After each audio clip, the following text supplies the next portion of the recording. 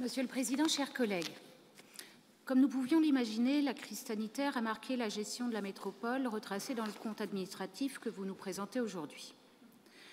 D'un côté, il a été nécessaire de consentir des dépenses exceptionnelles pour assurer la protection des agents et le fonctionnement en télétravail et les primes au personnel.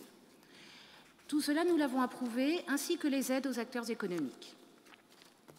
D'autre part, la fermeture des équipements et le report de certains événements ont entraîné des baisses de dépenses comme de recettes. Au total, l'impact de la crise sanitaire pèse 6,6 millions d'euros sur le compte administratif 2020. Les investissements ont été pénalisés par les arrêts de chantier liés aux périodes de confinement.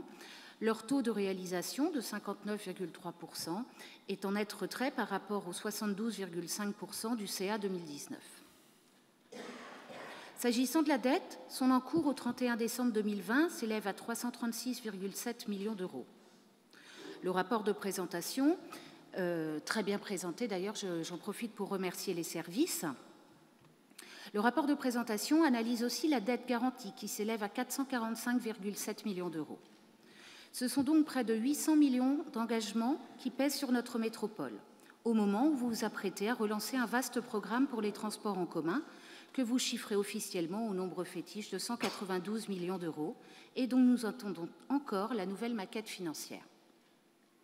J'en profite pour rappeler qu'outre un endettement dont vous prévoyez déjà le ratio en cours épargne brute dépassera les 8 années qui garantissent la qualité de la signature de la collectivité, le financement de ces investissements repose sur une augmentation du versement mobilité auquel nous nous opposons, même si vous ne le déclenchez qu'en 2023. Alors vous nous accusez parfois de vouloir mettre la métropole sous cloche, contrairement à vous qui vous targuez d'être un bâtisseur.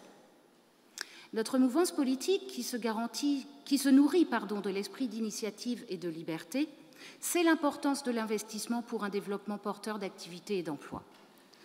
Cela ne nous empêche pas de cultiver sans nostalgie le sentiment de devoir conserver ce qui est beau, ce qui permet de vivre, de respirer, le patrimoine, la biodiversité, les terres non artificialisées, la qualité de l'air, le cadre de vie. Tout investissement entraîne une modification de l'existant. Il doit se traduire par un mieux économique, social, culturel, etc. Et s'il est financé par de l'argent public, il doit répondre à des critères d'intérêt général et venir satisfaire des besoins collectifs dont le caractère prioritaire aura pu être vérifié. Il ne suffit pas d'inscrire une intention dans un programme pour justifier d'engager l'argent public. Le débat dans les enceintes, qui en sont le lieu destiné, doit permettre cette vérification.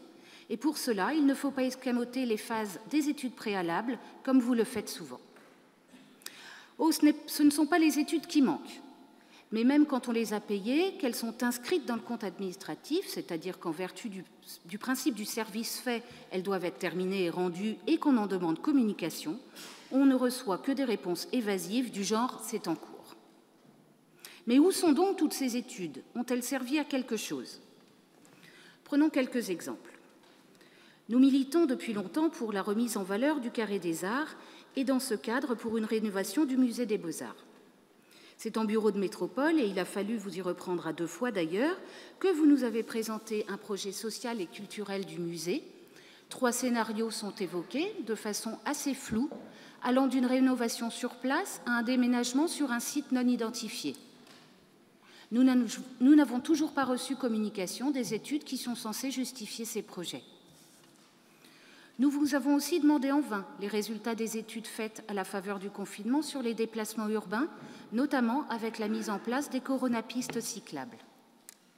Vous deviez nous communiquer les évolutions de flux, tant de roues que voitures.